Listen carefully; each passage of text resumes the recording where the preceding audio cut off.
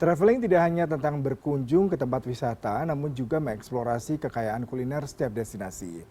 Ya, rekan saya Kiki Harjadi akan mengajak Anda untuk melihat tahu khas Kuningan memiliki bentuk padat namun bertekstur lembut. Seperti apa proses pembuatannya? Ini dia liputannya.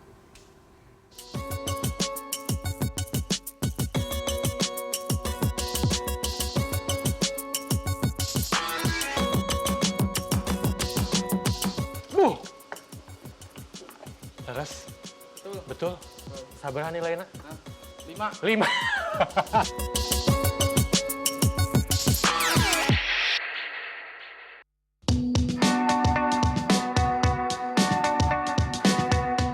Kuningan, Jawa Barat tidak hanya dikenal dengan olahan tape ketan saja. Tetapi daerah yang memiliki julukan kota kuda ini juga masyhur sebagai sentra pembuatan tahu. Di Jalan Veteran ini misalnya, Anda tidak akan sulit mencari penjual tahu Kuningan yang memiliki ciri khas.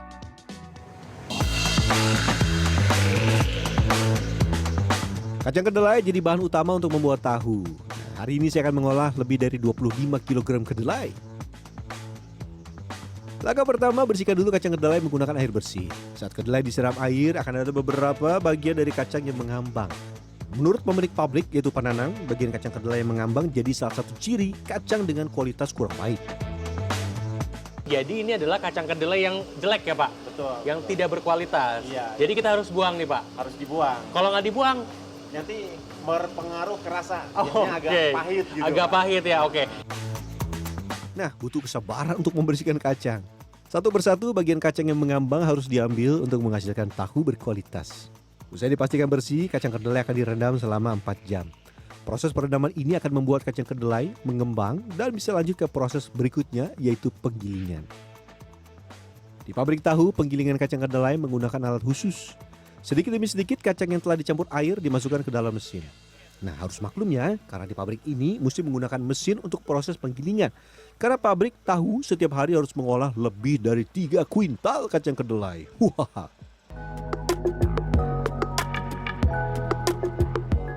Sambil menunggu kacang kedelai selesai digiling, siapkan tungku untuk memasak adonan tahu. Untuk menciptakan cita rasa yang otentik, pabrik tahu masih mempertahankan cara tradisional. Pada beberapa tahap proses pembuatan tahu. Ini dia salah satunya, masih menggunakan kayu bakar. Ternyata ada alasan khusus loh. Meski menggunakan kayu bakar, ongkos produksi tetap tidak lebih murah. Karena kayu bakar belakangan sulit ditemukan di kawasan Kuningan ini. Ada beberapa jenis kayu yang biasa digunakan untuk memasak tahu. Salah satunya adalah kayu mahoni. Masukkan satu persatu kayu. Setelah api mulai membesar, saatnya memasukkan adonan tahu. Ada 3 jolang atau baskom besar yang berisi adonan tahu. Masukkan satu persatu dan diamkan beberapa saat sampai mendidih. Ingat, adonan dimasukkan satu persatu ya, tidak boleh dicampur agar tahu bisa matang sempurna.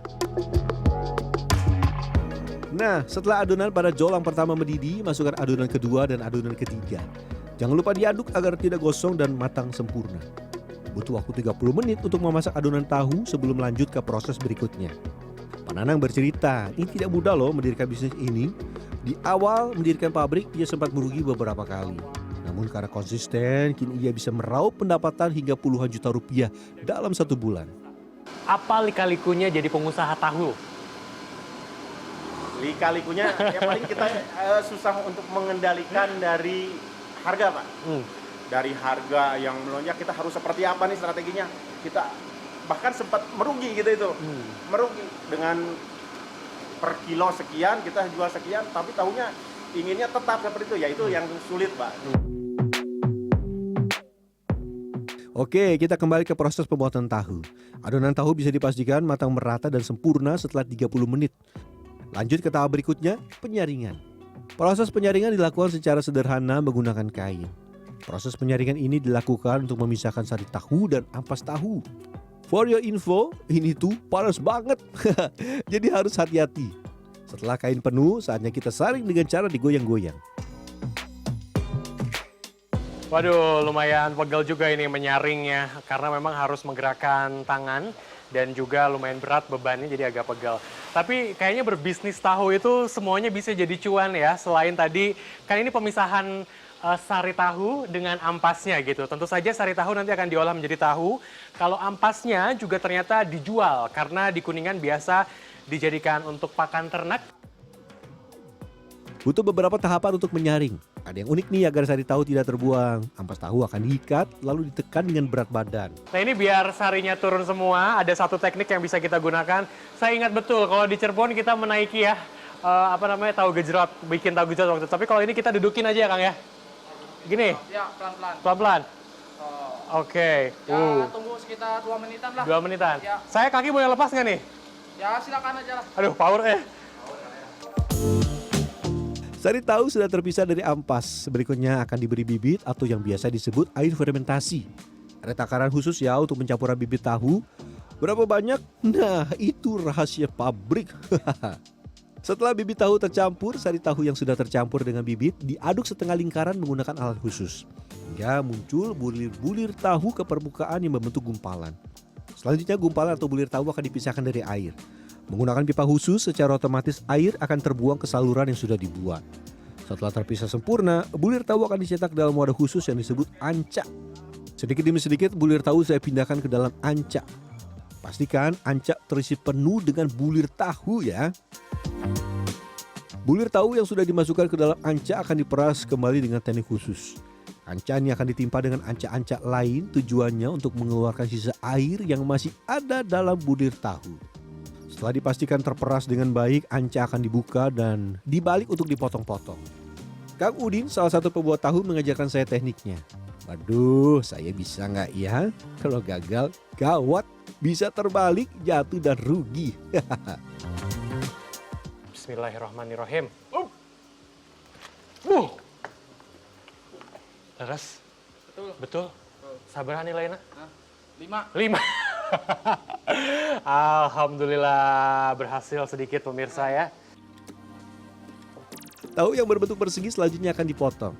Untuk memotong dibutuhkan penggaris khusus dan pisau. Kelihatannya sih gampang, tapi kenapa ya saya takut nih. Oke lah, gasken. Saya coba ya potong-potong jadi kotak-kotak kecil. Satu jirangan ini kurang lebih akan menghasilkan 144 buah tahu ya. Dan selanjutnya ini akan diberi garam. Setelah terpotong, tahu mentahnya akan diresting atau didinginkan. Butuh waktu 4 jam dalam tahapan ini. Tujuannya agar tahu bisa padat secara sempurna. Setelah dingin, tahu akan digoreng. Jadi saatnya memindahkan tahu.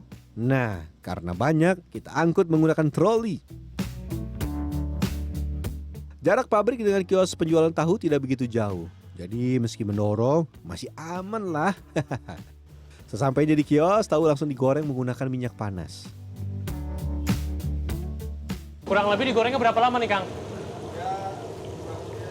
Kurang lebih 5 menitan aja kita sudah bisa menikmati tahu khas Kuningan. Tips memasak tahu Kuningan adalah jangan terlalu banyak diaduk. Hal ini untuk menghasilkan bentuk kotak sempurna. Jika tahu sudah mengambang dan berwarna coklat, ini tandanya tahu sudah matang. Yuk kita angkat. Selanjutnya tiriskan tahu dari minyak dan masukkan ke dalam wadah khusus. Tahu panas siap untuk dijual. Wah, ada pelanggan nih, namanya Kang Yudi. Warga Kuningan ini sudah sering membeli tahu. Terasa lebih gurih tuh. Lebih padat juga nggak? Nggak padat berisi gitu. Kalau dibandingin tahu yang lain kan pada kopong gitu. Selain dijual di kios, tahu-tahu ini juga dijual secara berkeliling dengan sistem kemitraan. Salah satu mitranya adalah Kang Arifin. Menggunakan sepeda motor lengkap dengan jingkel tahu, setiap hari ia berkeliling ke daerah-daerah di Kuningan untuk menjual tahu. Arifin hanya satu dari 30 mitra yang bekerja sama dengan pabrik tahu ini. Kang sehari bisa ngambil berapa nih Kang untuk berkeliling Kang? Keliling 10 sampai 11 acak. 10 sampai 11. Kalau dikalikan 144 kurang lebih 1.440-an. Harga tahu di pabrik ini dijual mulai dari Rp500 saja. Berada di jalur wisata, pabrik tahu ini selalu ramai pada akhir pekan. Pelanggannya berasal dari berbagai daerah seperti Jakarta, juga Cirebon. Nah, seharian membuat tahu, saatnya sekarang saya mencoba. Boleh dong ya? Oke, gasken kita coba tahunya.